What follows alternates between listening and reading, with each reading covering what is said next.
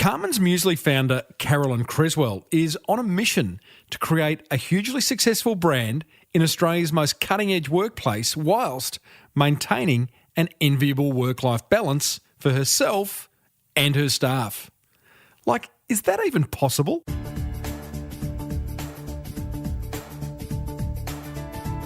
Before we get stuck into episode 421 of the award-winning Small Business Big Marketing Show, the Marketing Gold is made possible thanks to our great mates at American Express.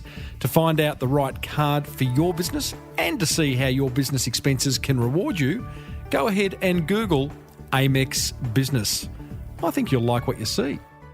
Well, I said, welcome to a small business marketing show where successful small business owners share their souls to take your marketing straight to the lead. Now, here's your host, Mr. Timbo Reid. And welcome back to the Small Business Big Marketing Show. I'm your host, Timbo Reid. You, infinitely more importantly, you're a motivated business owner, ready to crank out some great marketing to build that beautiful business of yours into the empire it deserves to be.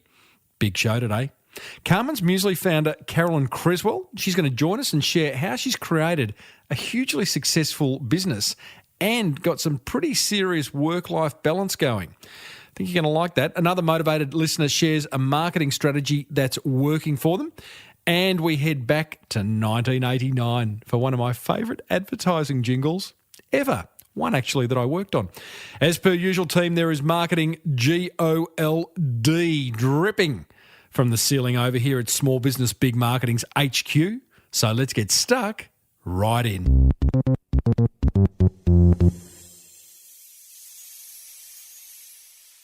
Hey, you and I are going to be privy to some outrageously clever marketing ideas over the coming weeks, including how a beer cartel used a simple survey to seriously increase revenues. That sounds like something out of the mafia, a beer cartel. And how a suburban mountain bike store became an 8-figure business. That's like $10 million plus a year. Nice. But right now, let's meet Carolyn Creswell, who in 1992 founded Carman's Muesli, which is today a household brand in Australia with, how's this for a lovely set of numbers, 82 SKUs, that's stock keeping units for those not in the know, available in over 5,000 outlets. She's got 35 staff and an annual turnover in excess of 100 million denaries. Dollars, that is. She also exports to 32 countries. Carolyn is mother to 4 beautiful children under the age of 13 and is reported by the BRW Rich List to have a personal wealth of some $57 million. I don't think I'd like my personal wealth reported. Not that it's going to be, but it feels a bit sticky, doesn't it? Hey, she's incredibly generous in this chat, revealing how she's built such a successful business whilst retaining an enviable work-life balance, how she attracts and retains great staff, the pain point of many small business owners, why she's on a mission to build Australia's most cutting-edge workplace, and so much more. I started off by asking Carolyn how often she gets called Carman. All the time, and it doesn't worry me at all. It's a great honour, and I answer to it. Except if people know me, after a while I sort of have to say, oh, it is Carolyn. Where'd the name Carman's come from? So when I started, what if that, 25 years Back in the day? Back in the day. So I was a uni student that had lots of part-time jobs, and one of my part-time jobs was making muesli. When they told me that they were going to sell this little business, I thought, well, maybe, why couldn't I buy it? So I offered them $1,000 and they laughed at me and said, oh, no, we want more than that. And it took them a couple of months and they couldn't sell this little business. And so eventually they said, all right, then you can have it. And that was with the other lady that worked there. Carman? So it's the first 3 letters of Carolyn, C-A-R, and it was the first 3 letters of her name, which is Munya. So we just literally combined them together and made up this name Carman. And it's actually been really good for us. Yeah, it has been. I mean, clearly it's a successful business. Are you happy with the name? Yeah, do you know what's really nice about the name is that it's got this nice kind of personality about it. I think, and it's easy to remember, and and it's quite visually striking. So it actually is quite a strong name when it was really just literally driving to the registration shop and going, we need a name by the time that we get to the counter. Easy. So you're 18 years old. You're at uni. $1,000, I'm guessing, was a bit of dough for you at the time. What did you see? What did you see in the business? It was, but I worked behind the register at Coles, and I was a waitress, and I babysat, and so I had sort of saved this money up. You were flush. No, but I was always the one thing my parents, and as much as it killed me at the time, they never gave me any pocket money. I always had to earn my own pocket money. And so from that, it meant that I really knew the value of $1 because I knew how long it took me to earn it. And at the time I was earning $8 an hour making muesli. So you just don't go out and, shout the bar willy-nilly, whatever, when you've really busted yourself to earn this money.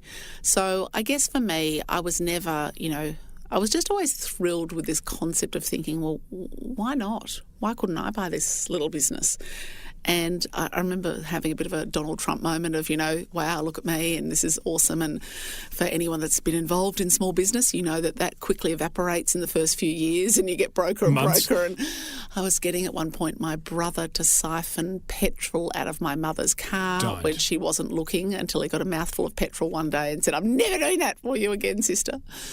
And literally I was hand to mouth. I mean, I still remember my, worst moment was my grandma gave me this $20 and I remember just thinking, oh, this is just so bad that here I'm grovelling for $20 towards petrol money from my grandma. So you're flush working at Coles and all the other part-time jobs. You then go and put everything into Carman's. Into this one basket. I mean, and look, for a period of time, I used to have to work other jobs as well. I'd always still babysit, and I still remember a few years in thinking, I can't believe I've got to go back and I was a gift wrapper at a Henry Bucks and menswear store at Christmas time. Oh, the old Henry Bucks. And I think, oh my gosh, I've been working so hard. I can't believe I have to go and wrap Christmas presents for other people in this really dungeon kind of underground room.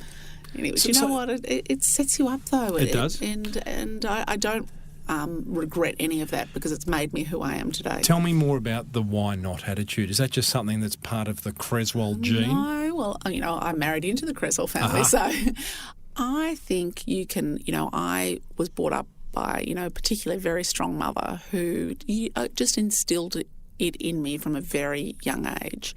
And I constantly work with, my kids. I've got 4 kids under the age of 13 to Good luck try with that. Yeah, people say, what about running Carman? I go, that's a walk in the park. Can't wait to get to work. Yes. But I really spend, quite a bit of time with my kids going, why not? Why couldn't you do that? And really making them feel confident, because that's a really strong life skill to have. Can I come at that from the other point of view? Yeah. Because I was raised the opposite, complete opposite. If I was going to mow the lawn, I'd mow over my feet. If I was going to go surfing, I'd get eaten by a shark. I was just this is the psychology that I was brought up, and I've worked very hard and continue to work really hard at the why not. Yeah. Where for you, it's obviously come naturally and something that's top of mind. For me, it's just a constant, it leads to procrastination and it leads to not doing stuff. And I know there's a whole lot of business owners listening who I'm thinking are probably nodding their head going, yeah, that's me. And I think I am always about this self-improvement. In fact, on the weekend, I was still just fine-tuning my New Year's resolutions from this year and changing a few things. So, for example, tonight is having dinner with my parents, and it was saying, okay, one night a week, it's to say that's when my parents come for dinner and my husband's parents, so they see my kids and we just know that it happens every week rather than sort of feeling you need to organise something. So anyway, little things like that. And I think you have to look at your life and look at who you are and go, how can I be more of who I want to be and what's holding me back? What are the blockers? And for me, having confidence has probably been the biggest success in Carman's journey, because I've always had this sort of attitude of, bite off more than you can chew and chew like crazy. And I do think it's something that I think you layer that also in with the fact that if it all, fell in a heap, I could go home to mum and dad, mum would make roast lamb, I could sleep and hop under the doona and tomorrow, Sounds pretty good. And so I think... does this why not attitude, does that mean you then you just go for it, you build what do they say, jump and build the parachute on the way down, or Are you very considered and do your numbers and calculate it all out and then go, hey, why not? What I think I've learnt over the years is to be a very quick decision maker, but to weigh up the risk pretty quickly. So I don't take, in fact, I'm super risk adverse when it comes to things like bungee jumping or, you know, all the cliche stuff. Yes, all that stuff. However, when it comes to a business risk, very quickly I'd say, well, what's the worst thing that could happen if this doesn't work out? And often what your greatest fear is kind of not the end of the world. You might be a bit embarrassed or, you know, I launched something and it failed, whatever the thing might be. And so I quickly say, well, hang on, what's the risk of that? And I try and say to people who work for me at Carman's, if you're going to come to me and ask for forgiveness and not permission, which is what I want you to do, I'm really sorry I didn't ask, but this is what went wrong, just weigh up what that conversation looks like. And if it's saying, look, you know, I hired in a person to help with this mail out and, you know, it cost a few $100s, no problem. However, if you come and say, I let the guy double stack the truck and we've got $100,000 of squash muesli, it's a very different conversation. Yeah. So try and always look at, and I think that helps you make quicker decisions. And that is another trait that I've learned, that you do need to be pretty fast at making decisions in a fast-paced business. Otherwise, you're the biggest catalyst for growth because everything's stopping with you not making a decision. For those business owners listening, Carolyn, who are going, I wish I was more like Carolyn, can it be learnt or is it just... I think it can, and I think you don't have to say that. You can just go, you know what, guys, your stuff. I think that the first bit is if you don't have the confidence, practice doing things that you're good at, and maybe do less of the things that you're not good at. You don't have to be really good. You know, I was laughing with my husband on the weekend.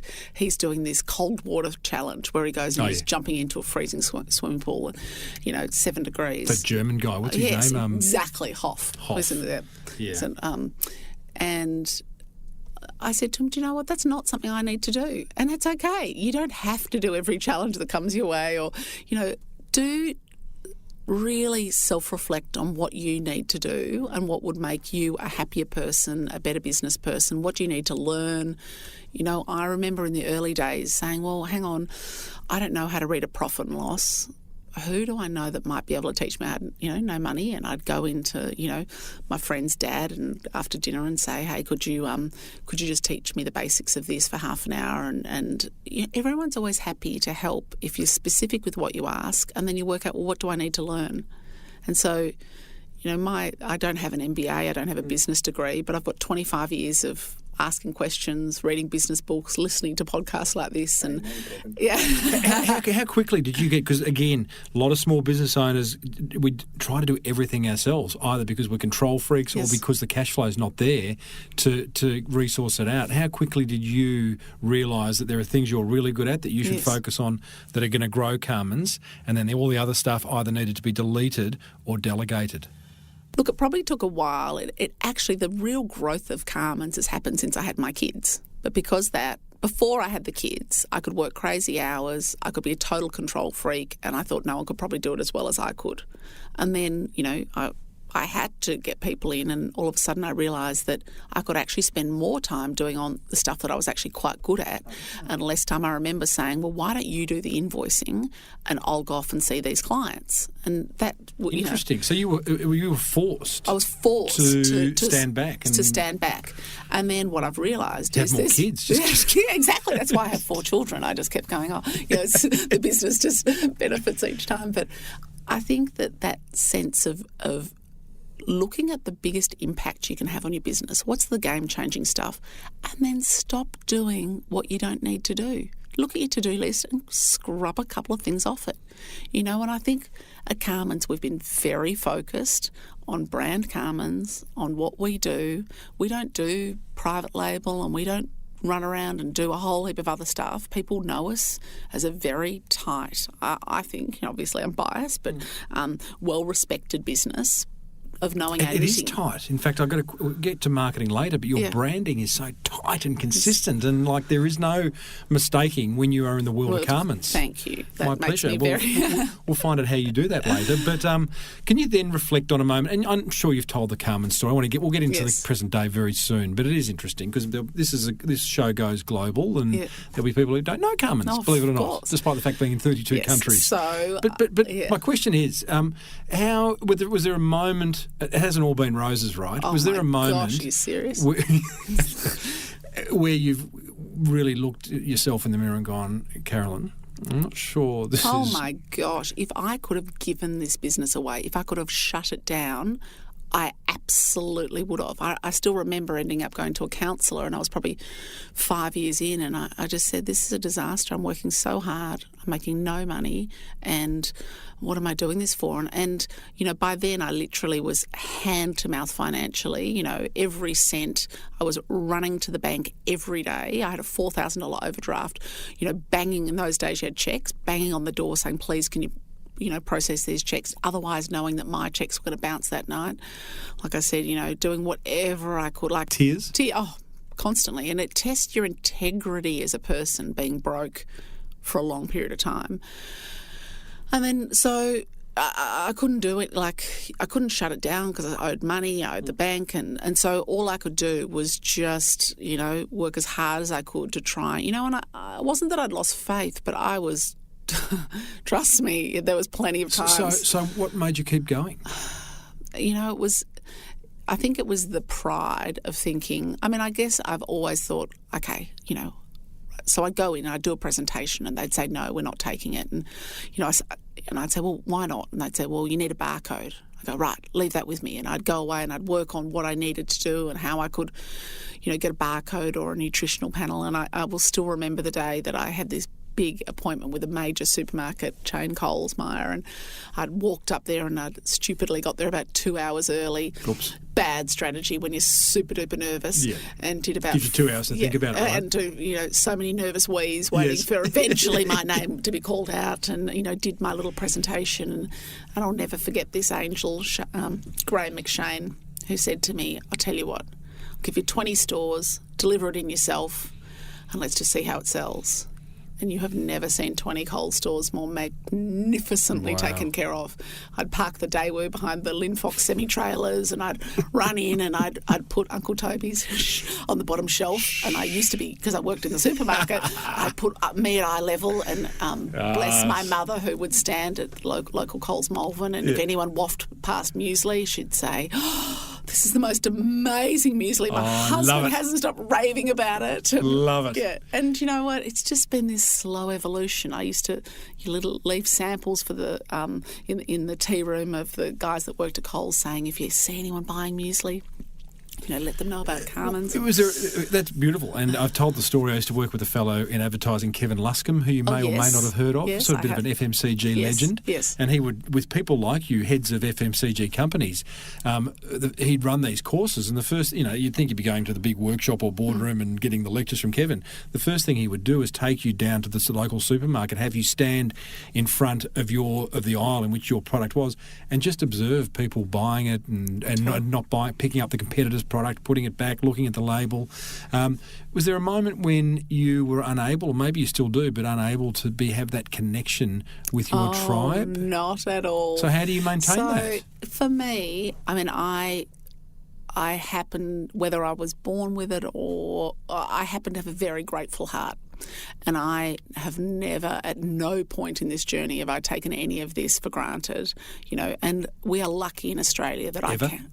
Never. Beautiful. Oh my gosh. My kids get so embarrassed. If I am in the supermarket and someone has a Carman's product in their trolley, you can't avoid me. I'm going to go up.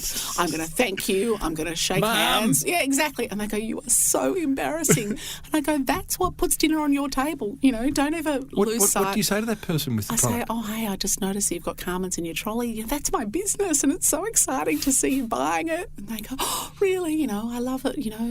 I often have the clusters on yogurt after dinner. That's my little snack, my healthy dessert. And I think that if you constantly feel grateful and feel thrilled, if I get, I've just had a meeting about we're having this amazing success in China, and I still go, oh my gosh, and I'm like I said, I don't know if I could ever teach someone to feel like that. And I think that, once again, I practice with my kids every night. We say, what are you grateful for? And you do want to constantly stop and not take whatever's happening in your life or your business success for granted. It sounds like you're one of those business owners, Carolyn, that celebrates the small wins, the big wins. Always. Many don't. Yes. What's your sort of philosophy in at HQ around celebrating success? Totally. So often, we'll put a bottle of champagne on everyone's desk, or we've got a bell that will ring, or then an email will go out, or we're very conscious that you should. And the success might be, so we have quite an interesting sort of the way that we run our strategic process might be sort of quite interesting for small business owners to think about. So we sort of say, well, there is business as usual. There's the stuff you always do. But if this is where we want to be in 3 years' time, what could you do in your role to either do something that you're doing currently and you'll do it better, which is called an excellence initiative, to do something brand new that we've never done before, and that's an innovation initiative, or something, I have a strong bent on technology, something that where we could bring technology in to improve the way that we operate. So everyone works on these ideas. So these are above and beyond what you normally do. Mm-hmm. So the whole thing's called our initiatives projects. And so we might have 60 of those every year. And then when one of those gets achieved, people will celebrate, we'll talk about it, ring the bell. Are they something that gets set up at the start of the year? Yes. Or is a staff? Okay, so a staff member doesn't come midway through and go, I've got an innovative initiative. And then there's a bonus on part of your bonus is on, and every person from receptionist on up has an initiative and would know that they are incentivised. So the reality is that for each year you're doing 60 new projects where you're doing something a lot better than you were, and that's on a big business, like Carman's. But each person would have one or two things that they're going to just plug away and think, it'd be a bit of a game changer if we really changed the way that we viewed couriers and the way that we knew which couriers to book, and that we had a good document or a system, or we went to tender, or the way that we process something, and then that culminates in improving the whole business. And I think if you look at a business, if I look at our business, you want to look at it every 5 years and go, really, it's quite a transformed business from where it was 5 years ago. If you're feeling that it's just business as usual, maybe there are other things. And like I said, often it might be technology coming in to go, well, hang on, how might that improve the way that we operate? Carman's is such a household name. Certainly in Victoria, I guess it's the same nationally. And I'm trying to figure out, how do you get there? And I've thought about it and I've gone, well, you're in supermarkets, so you can't, if you go down the cereal aisle or the muesli bars aisle, you're not going to miss it. So you've got the benefit of distribution, which many, a service business doesn't have, for example. I'm wondering, did you at some point run some famous TV campaign that the creative strategy just nailed it? Can you put your finger on why it is a household name? Okay, so couple of things. Right. One, I've been doing this for 25 years. Yes. So we're not an overnight success story. We're not a brand that just invented itself. I've never met one. Yes. So I've been doing it for a long time. The other thing is, I own Carman's 100% myself. We don't have any investors. I've had no money for big, expensive marketing campaigns. So what we've had to do is just honestly treat customers really well the whole journey. And I guess that probably comes more from me and my philosophy on treating people as I'd like to be treated. But then I've done lots of, whether it's media or, we did get a really big kick when I hosted a cooking show, and I was a judge on a show called Recipe to Riches. And we literally had a 10% increase in our sales year on year from people watching me on television. And Channel 10 paid me to be on the show. Love it. So there's stuff like that I'm always quite, smart of saying, well, hang on, we can't do other things, but this is something we can do. Mm-hmm. And I think that if you give, we put the money absolutely back into our ingredients. And the one thing people would say when they have a Carman's product, and, this is what I, will viciously defend or will be the voice of the consumer at Carman's, that if you put our product on a plain white plate and you eat it, it's a good product. This is not marketing puffery. This is not some beautiful TV commercial, and when you take all the wrappers off, you go, oh, that's a bit disappointing. And honestly, consumers will come back week after week to buy it. as opposed to something that's amazing on television, but you're disappointed when you get it. And I don't know why that's so novel to people. It's amazing because, I mean, at the end we talk on this show and other marketing magazines and blogs talk about, you know, whether it's social media or whether it's viral videos or whether it's advertising or networking. But the best marketing is a great product or service. And if you put the love and attention into that, then surely that's correct. The best thing that you can do. And then the end game is that you might say to your mate, hey, this is a nice muesli bar, would you like one, right? Word of mouth in the old school format of talking about it. And, you know, and that to me is the most powerful thing, as well as packaging. I would say, yes, packaging. Word of mouth, I think, is the result of great product. Word of mouth doesn't just happen. Correct. So many businesses say word of mouth's the best marketing, but, well, yes, but you've got to do something in order to get that right. And a few little tips on that.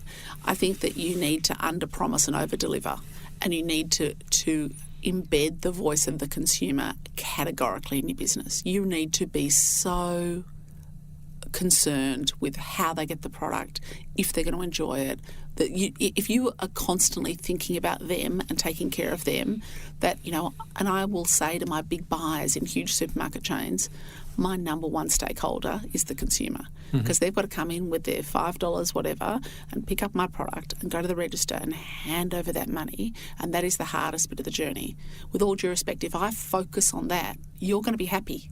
You know, it's not about me making you happy with tickets to a fancy football match and us, you know, boozing along and me not worrying. Like that has never been how I've run Carman's.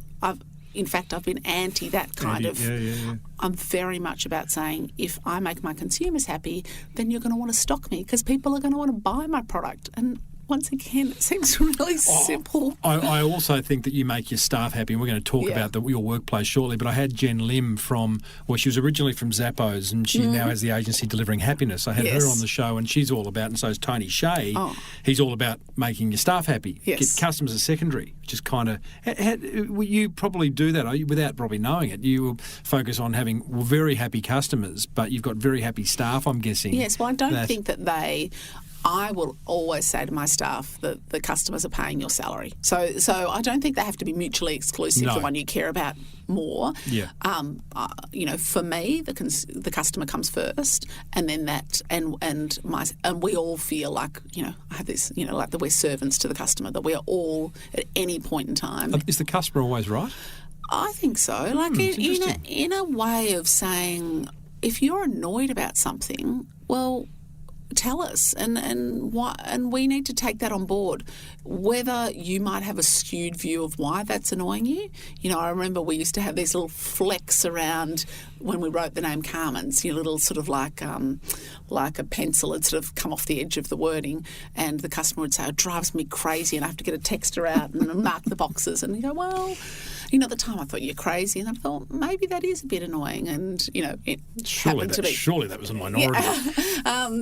But what I'd say is we also do the similar thing where my staff, we now have a beautiful like an upmarket factory outlet where we sell, you know, things that we might have, you know, become close to use by date, or we sell whole Carman's range. Plus, we have a space where people can come and try everything, and in that, all of my staff have to work in that store. It doesn't matter how senior you are. Where's that? It's in a place called Huntingdale, so it's just right near Chadstone. So is that you almost a bit of a little destination store? Yes, it's a destination store. You know, we do. I think 5am Yogurt might have done something like that too. And it's great. So people will come in as a destination trip, and you might come in and spend half an hour, and you'll be shown, you know, things in the range. We'll have little samples. We have something called truth booths where we might get your advice on different things we're about to bring out, and we'll give you a voucher to spend. Do you actively promote that? It's just only open in the last few weeks, so it's a brand new thing that we're doing. But as I said, all of our staff have to come and take over on the lunch shift, and it's very good for my staff to have to talk to customers and understand what are their concerns, or what it's like if you have an anaphylactic child or you're gluten-free, and to be able to be across the store. So I love that. Yeah. How will that impact your supermarket relationships? You know, at all? Yeah, at all. Well, at the end of the day, what you want is you want people to, and particularly with e-commerce, because the difference with e-commerce, and I happen to to have lunch with one of the guys that started Chemist Warehouse recently, and he was talking about Jack, in fact. He's been on this show. Oh, has he? Yeah. Yes, he's marvellous. So, and he was talking about the thing with e-commerce, it's a little bit harder to put other things in your trolley. When people go into a store, they'll put lots of stuff, they'll wander and they'll say, oh, that looks interesting, and they'll pop it in. Whereas e-commerce, you're often just looking for what you're going to buy. And well, yeah, I've just emceed at the big e-commerce conference on the Gold Coast last week, and I think the trick to that is making the experience online interesting. I get my blades from Dollar Shave Club, yes, and I always just go to get my, I'm just going to get my blades, and I end up with the conditioner, the shampoo, the shaving gel, and they're very good at getting into other things of the trolley. But I think there's a much greater challenge in e-commerce than maybe you have, where you've got people right in front of your product. We are talking to Carolyn Creswell, who is the founder or owner of Carman's Muesli, both, and current managing director, and mum of four. So you 100% own the business. You've got 4 kids under 13. You're all in. You love the business. How's your work-life balance going? And people, I don't know if they don't believe me when I say it, this is my number one thing that I like to talk about, because I think that you can actually have, a ripper career, and I have a very interesting career that I love, but you can actually still be a great parent and have a lot of work-life balance. The way to do that is work out what to say no to. And I'm particularly good at the graceful no. So if someone asked you in the street for $20, you would say no. But if someone asked for 20 minutes of your time, everyone always feels that they just have to give it, and it's mean or it's not nice to say no to that. And I would say that I protect my time viciously in saying, well, often I have to say, well, what's in it for me? So a supplier wants to come, or a new supplier wants to try and come and build a relationship with me, or that wants to take me out for lunch. I mean, I kind of have I don't do coffee policy. I rarely see external people. I try and only really see people that work at Carman's.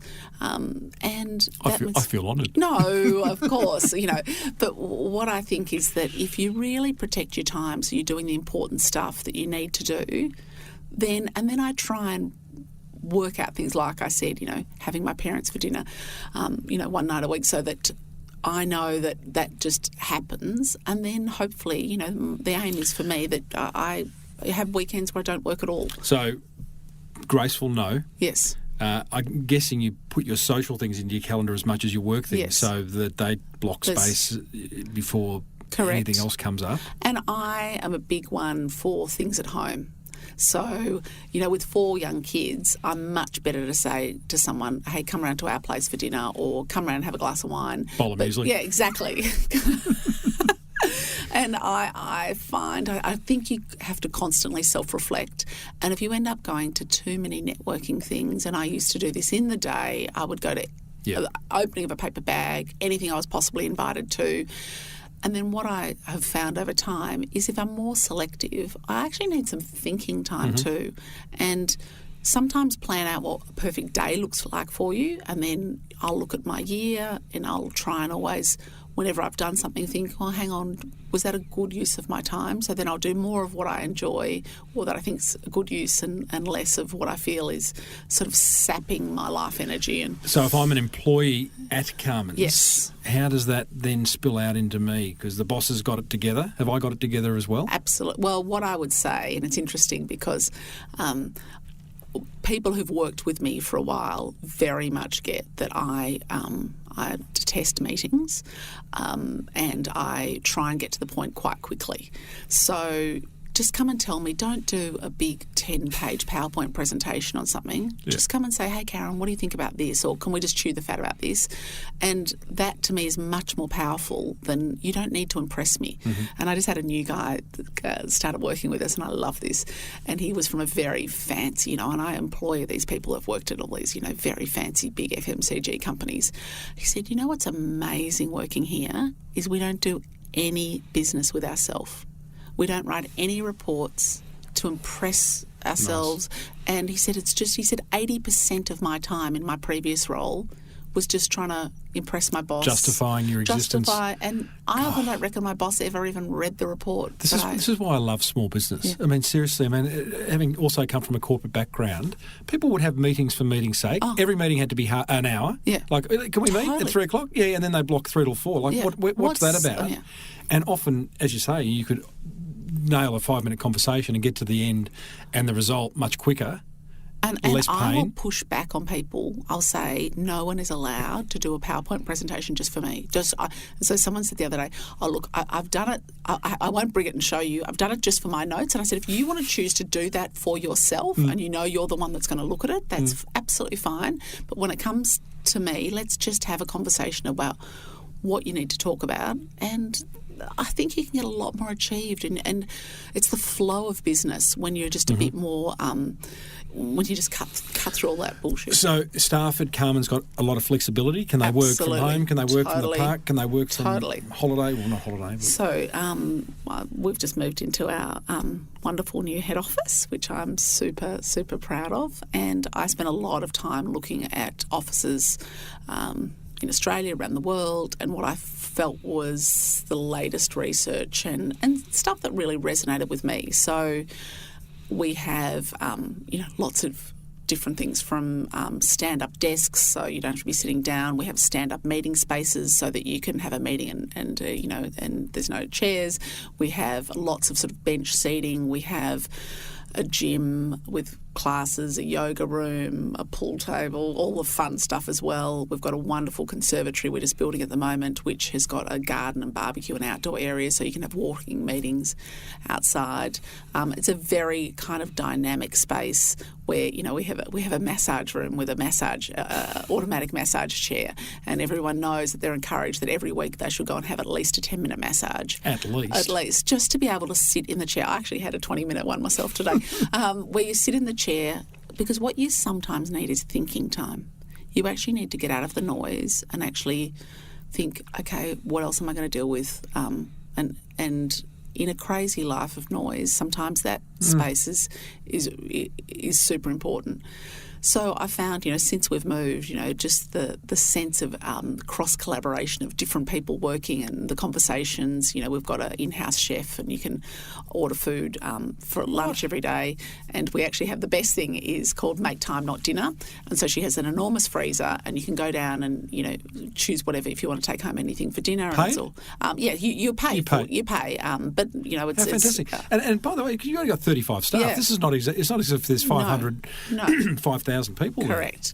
And so it's very, I think it's a very dynamic and interesting work environment where people...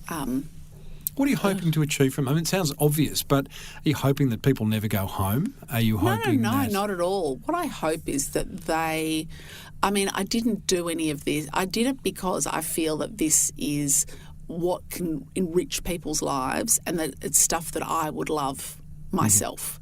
And whenever I've had a policy, I think if I would love that. So we have a guy that comes in and washes your car on a cycle basis. And do you know, of all the things we do, how much people love the fact that they don't have to think about washing their car and they go down and their car's all washed and clean and they didn't even have to leave work for it. And all of these little things are things that say, hey, my workplace actually cares for me as a human and that they want me to enjoy my life. What's your staff retention rate like? Pretty much 100%. People are working at Carman's, and I spent a long time trying to make sure I hire the right people. Do you pay well? We pay normal. Right. So a lot of the time, people have taken pay cuts. So it's normally the case people will take a pay cut or to move to Carman's, or they will. Well, sometimes if you want to go and work in a really unpleasant industry or an unpleasant place, they've got to pay a lot more money to get people to move there. Whereas when people come and work at Carman's, they go, I feel so free just to get done what needs to get done.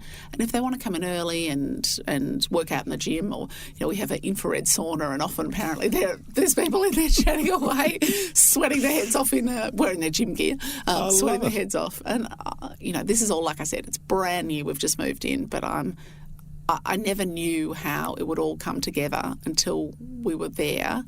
And, I saw a guy today, new employee, and we have these telephone booths. He was coming out of the booth, and I said, I'm so excited to see that it's getting used, because you never know if everything will get used. And I probably pushed the boat out there on some pretty radical things. We have as I call it, my mum used to call it the panel beaters. When she used to go and get her hair done and stuff, she'd just say, I'm going to get the panels beat. And so we have a room called the panel beaters, and that has a chair where you can get your hair washed, or, you can do your makeup and get ready when you want to go out. So I'm going to represent some of the business owners listening to this and go, sounds like a bit of a wank to me. You know what? Do you get that? So, I mean, I'm going, that sounds like an amazing workplace, but it also sounds expensive. It also sounds like, boy, at what point do you stop rewarding the staff and having them get on with the job? So what I would say about that is I happen to have bought a very big old chocolate factory that had 1 trillion rooms. In fact, there's so much space and so many rooms, I didn't really know what to do with them. So the architects would say, well, what do you want to do with that strange room at the back of the female toilet? And I'd think about it and think about it. And I went on eBay and I bought a crazy old dusty pink retro couch. And I said, well, we'll just put some mirrors in there and put some chairs and so a lot of this stuff is not expensive, and a lot of it is stuff that people do in their own time. So if they want to go in there, they've got a space where it's got a $9 coat rack from Bunnings, and they can get themselves changed and put their makeup on. And what I think is, in this day and age, sometimes transport and travel is what's driving people crazy. So if you're working, as I said, we're in Huntingdale, and you live out in the suburbs and you want to go into the city on a Friday night, it's really nice that you can actually get ready at work, that you're not having to, that you've got a nice space. And you're right. It's this high perceived value to your staff that low cost to you in a lot of the cases. I mean, I guess a massage chair doesn't cost a lot. No. The pink couch doesn't cost a lot. Correct. Having the chef heat, that's they're paying for the food. They're paying for the food. So people... You're smart. So people, I think, are a bit intrigued, but then when you think about it, you go, well, hang on, that actually sort of makes sense. Yeah. And I guess when the chef started working there, and she pays me rent to be in the building, so, she's not a Carman's employee. And so I said to her, I don't know how many people are going to want to have lunch from you every day, but we'll just see. And I'm a big one for suck it and see. We'll just try it. I said, everyone will probably want to go down the street. But literally, so we do something called huddle. So at 10 a.m, it's a Vern Harnish concept that the whole team hug. Sort of. The whole company comes together. We quickly go around a circle, and love you. If there's anything you're working on that day, who are you going to speak? So I'd say, I'm going to speak to you today, or whatever the case may be. So I'm going to see this supplier, or I've got a Skype call with China. And so then someone will come up and say, when you speak to the people in China, I've been desperately trying to get some data out of them and no one's responding to my emails. So could you drop that into the conversation? Now, no one can ever say at Carman's that they don't know what's going on. So it's like the pulse of the business. At 10:15 it is every day. We all get together, and it takes about 10 minutes. And so I think sometimes businesses can operate in silos, and sometimes everyone, a lot.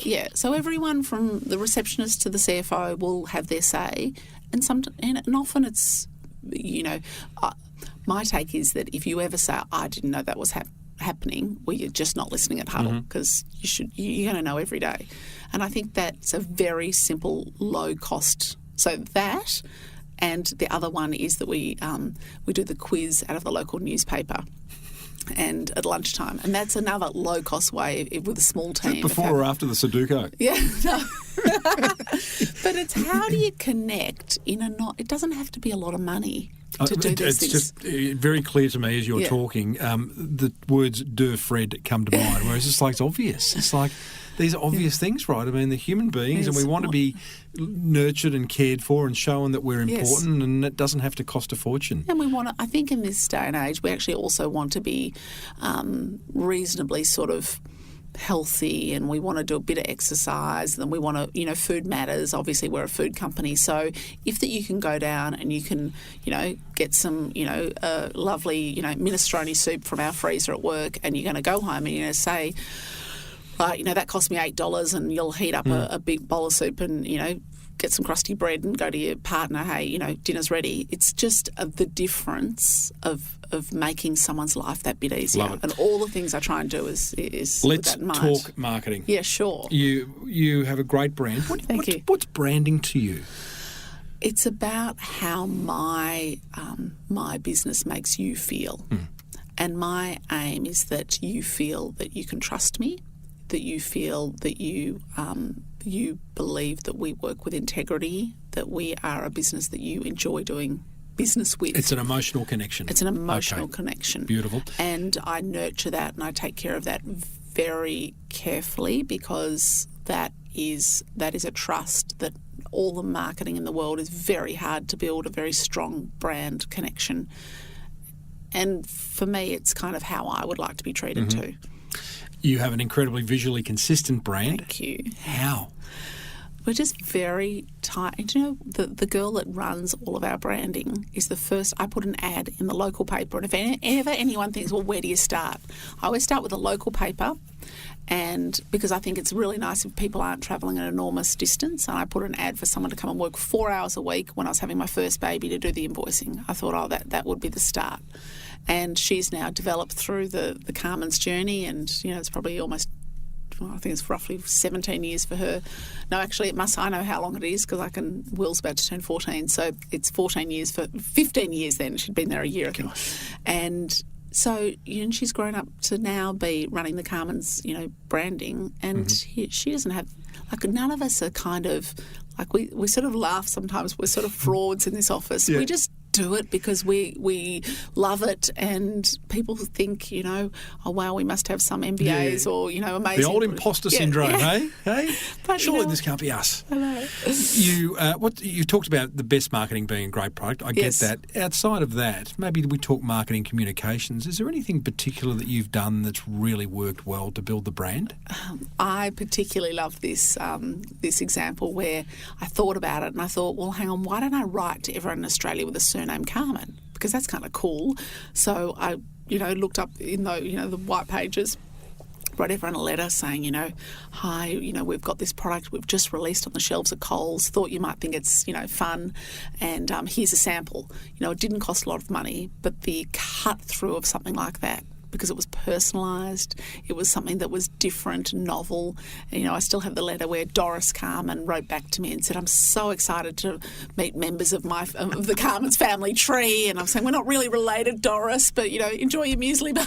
That is genius. So you wrote to anyone with a surname Carman and sent them a product, or just said hi? Sent them a product. Oh, that's genius. So now we're much more sophisticated in how we do certain things. I have to say I'm a little, for our business, I feel that, the answer is not just social media, because advertising on social media has become very expensive. And if it used to be, whatever it was 5 years ago, it was all about how many Facebook fans you could get, And I remember when we hit 100,000 Facebook fans, we thought that was the be-all and end-all. But then very quickly, Facebook would say, well, you can only actually speak to those 100,000 people if you pay us. And I think it's dropped down now to, I think it's less than 16% of people. Much less. Much less. And they keep reducing that down. If you just do an organic post, you can't reach those people. So now we're trying to do more stuff of our owned media, of things that we can control more. And I am very proud we do something called Carman's Kitchen Table. We have about, I think, 4,000 people who are on that. And every week we go out and we'll ask them a question like, would you prefer the packaging to be black and purple or black and green for this product? Or does it matter to you? How do you go to them? Email? So we go out with email. So it depends, but it might be on a certain example. So say we're bringing out a new porridge flavour. We're doing quite a lot of sort of novel stuff in porridge. So we'll send out, say, 3 flavours and say, cook these up at home and let us know what you think. And then, we send them. So those people, and it depends on what you've told us you're interested in and what products that you buy or what's happening in your household. So another area for us that we're very keen on is bars for boys. We know a lot of teenage boys consume a lot of, say, protein bars. So we'll send those families different flavours, and often it might be the wording on a packet. Would you like it to say, honey roasted nut with, anyway, you get the gist. And then from that, so we do a survey like that every week. And from that's how we really make our tweaks and changes, which we're doing all the time. So we've actually, that's a huge part. We actually, often we sort of laugh, we don't do anything without asking kitchen table what they think. And that's been an amazing leap for our brand. How's this anti-sugar campaign affected Carman's? Yeah, so what was amazing, and what we do is we look at international trends when they're coming in, and then we sit down and say, well, what could we do? So a lot of our products are low in sugar. So we just went through and we put sugar decals on heaps of, decals like a little... just a little call out on the front of the pack, and we'd say, less than 6 grams of sugar or whatever the products, or no added sugar for a lot of the porridges, and amazing increase in sales. And so you've taken the fine absolutely. up to them. So it's actually been amazing for us. Brilliant. And we've brought out a few more sugar-free products, as I said, in our porridges, which have been, very quick to be sort of quite successful. So, not everything we do will always be launched as being successful, but it's about saying, oh, well, let that go. We're letting a product go this week and bringing out something that's new and exciting. And you have to, I found that really hard in the start, letting stuff go. But as it's sort of, I guess, almost like culling your wardrobe at home. But... you know how much better it feels when the exciting new thing comes in, or the product that we get to release because we've let something go. Carolyn, your mum and dad are waiting at home. What a wonderful story. Well done. And thank you. I wish you massive success for the future. Oh, thanks everyone for listening.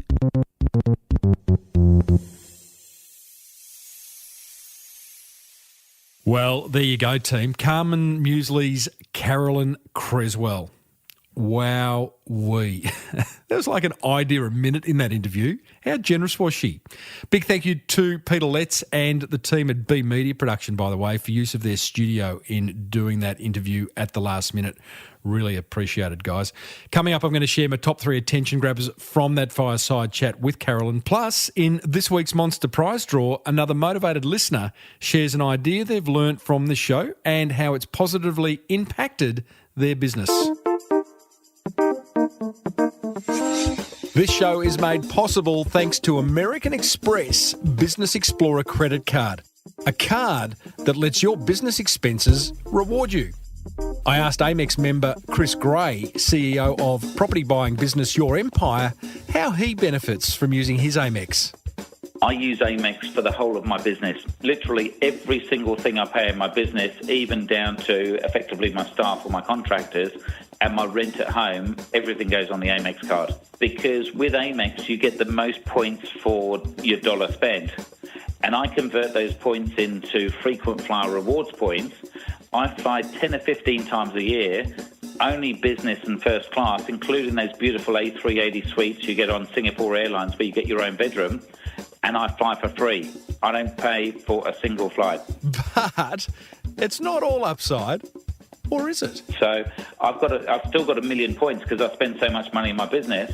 I've then got a pre-planned 10 trips for next year of where do I want to go. I need to find excuses to go to different countries. This is a massive first world problem, Chris. It is, but I'm willing to put up with it. So there's very few people that can force themselves through the pain barrier, but I'm willing to do it. I've trained myself. New American Express card members who apply and spend $3,000 in the first 3 months from the card approval date receive a bonus 100,000 membership rewards points.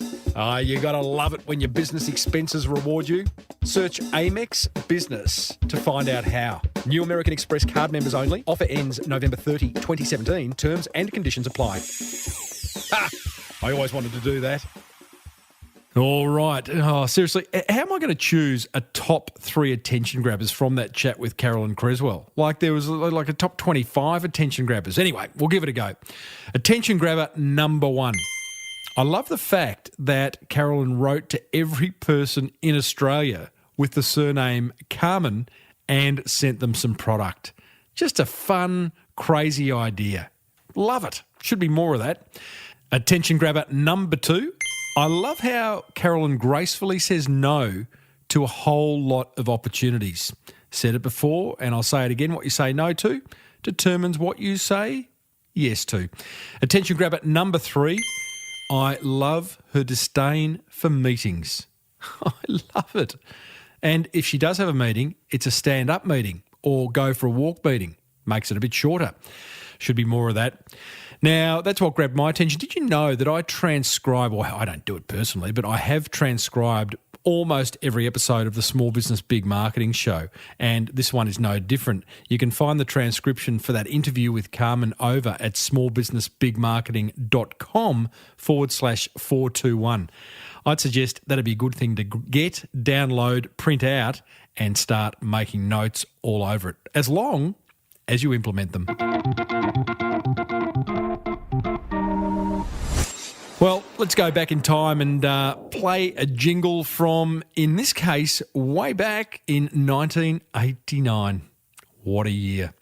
You know, back then the number one song was Madonna's Like a Prayer. Love that song. I was a bit of a Madge fan. The number one TV show, Seinfeld. Wasn't a fan of Seinfeld back then, am now.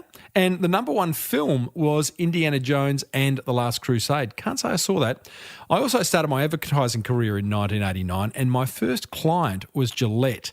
And the campaign I worked on, the best a man can get. You're looking sharp, you're looking good, you've come so far.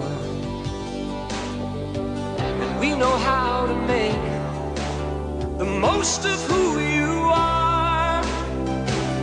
Father to son, it's what we've always done. Gillette, the best a man can get. On so many faces, it's plain to see. We give you all we have to give, for all a man can be. Where the race is run, you're the champion. Gillette. The Gillette Atra Plus system with the Lubra Smooth strip for the best a man can get. The best a man can get. I love that jingle, and I loved the heady days of the 80s, which were coming to a close in 1989. Plenty of money going around, though. Plenty of big hair, big shoulder pads. It's all downhill from there. Now, what's this button do? Come on down. It's Timbo's Monster Prize Draw. Oh, yes, indeedly doodly. It is time to reward a motivated listener for taking action. Here's what we do around here on the Monster Prize Draw. You can send me an email, tim@timreid.com.au. You tell me one idea you've implemented from listening to this show and what impact it's had on your business. If I read it out on air, you'll receive a prize or two and go into the draw to win a hot lap in a racing Porsche with past guest and racing car legend Steve Richards, valued at over $2,500. I'll award that at the end of the year. To the best letter, of course. Okay, today's winner. Drum roll, please, maestro. Leanne Shorter from the Montville Inn. And this is what Leanne has to say. I love this. She says, hey, Timbo, just wanted to let you know a couple of the marketing ideas we have implemented in our business over the last couple of years directly from your podcast and your book. My husband and I own the Montville Mountain Inn Resort in the Sunshine Coast hinterland. We both listen to your podcast, and it is interesting that we both get different ideas and messages from the same episodes. We have come across some challenges over the past few years, namely online booking agency commissions, which are pretty expensive, Airbnb, and new accommodation places being built all around us. Rather than throw our hands up in the air and say, woe is me, that sounded weird, we took on board your saying, people can copy what we do, but not who we are, and also be helpful and share your mountain of knowledge. Leanne, you are talking my language. So, with those things in mind, we started, and check this out, there's a list of things she's done, and it's just genius and simple. We started a blog sharing all about the amazing places and things to do and see in our beautiful area. Tick, what a great, helpful thing to do. We have done a couple of videos, a virtual tour on our website, which I have watched. It's fantastic. and a welcome to our email list video as well. What a great idea, sending a simple little video when someone signs up to your list.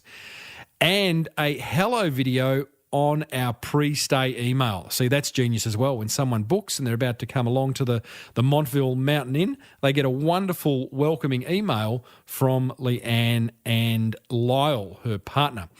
Leanne goes on to say, we have made all the videos ourselves. I can tell that, Leanne, but there's nothing wrong with that. And yes, they are pretty amateurish, she says. But we receive so much positive feedback that we keep doing them. That's how it works. That's the boomerang effect in action right there. We don't pretend to be anything we are not. It's too hard to be someone you're not. You've got to remember who you are all the time. So just be yourself. People buy from people. One of the best received videos is the bloopers video that we put together. People love it and we still laugh at it ourselves. I've watched that. It's a lot of fun. It shows that you and Lyle are two human being business owners and it just makes you guys so accessible. I love it. We have made a PDF download of all the local cafes and restaurants, and also another idea direct from your podcast is how's this, Montville Mountain Inn Radio. It's a playlist on Spotify for people to listen to on their trip to visit us. That is genius. Most of our competitors are putting up content that is all about buy from me. Yes, push content. Not into that. We want pull content, right? But our focus is to be helpful and friendly, and hopefully when people want to come to stay in Montville, they stay with us. The best part is we have so much fun working on our helpful marketing that it is definitely a hobby and not like work at all. That's my aim for all you guys. I want the marketing of your beautiful business to become a hobby. Because when something's a hobby, you find time to do it, you're happy to throw some money at it, and it's just enjoyable. Thanks for your great podcast, Timbo, which we look forward to every week. And if ever you're up our way, please call in and say hi. Cheers, Lyle and Leanne. I'm going to be up there pretty soon. I might just do that. Oh, that is a great email with some great insights. You have won, Leanne, 2 DNA test kits from past guest Lior Rauschberger, who is the founder of My DNA. Not My DNA, but his company's called My DNA. Basically, what you do is you send a quick cheek swab, sounds disgusting, and they send you back a personalised report relating to your dieting, fitness and caffeine intake and how to improve on it, specifically tailored to you. I've done it. It's actually really good. Each one of those kits is valued at $99. Plus, Leanne, you get a backlink on the smallbusinessbigmarketing.com website, which is priceless.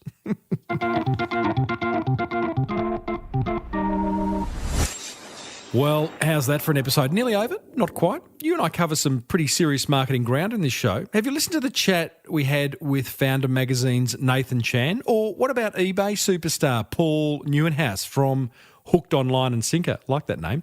2 blokes who created amazing businesses from absolute scratch. You can find both those episodes plus hundreds more over at smallbusinessbigmarketing.com or subscribe free on your favourite podcast app, whichever floats your boat. Hey, I'd love to hear from you. Hit the contact button over at smallbusinessbigmarketing.com where you can email me, connect with me on social media, even grab a signed copy of my Boomerang Effect book. Book. I like how English people say book. A big thanks to American Express for exclusively sponsoring this episode. Love you guys. If you love the Small Business Big Marketing Show, then let another business owner know about it by grabbing their phone and downloading it for them. You've got to do that sometimes. You've got to show people and then put it in their face and turn the volume up and go, that's what I'm talking about. Until next week, I'm Timbo Reid. Always have been, always will be. Thanks for tuning in. May your marketing be the best marketing. Bye for now.